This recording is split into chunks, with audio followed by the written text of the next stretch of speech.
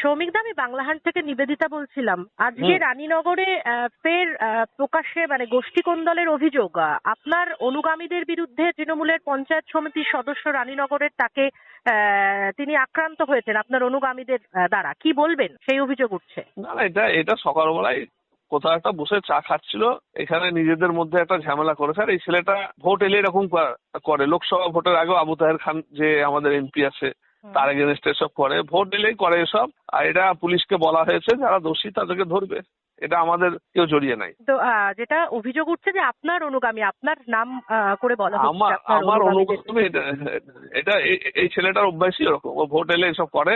হ্যাঁ, লোকসভা ভোটের আগে আবু তাহের খানের সম্পর্কে বলেছিল।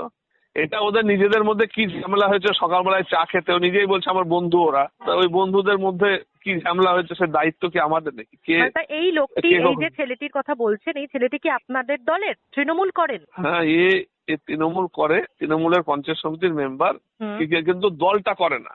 ঠিক আছে, কোনো মিটিং মিছিল যায় না, কোথাও যায় না। ঠিক আছে, এবং পঞ্চায়েত সমিতি টোটালটাই হেরে গেছিল পঞ্চায়েত, এখন নতুন সব তারা এসে যোগদান করেছে।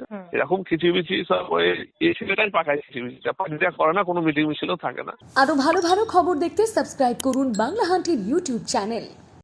বাংলাহান্টের আরো খবর দেখতে নজর রাখুন। বাংলা খবর মানেই বাংলাহান্ট।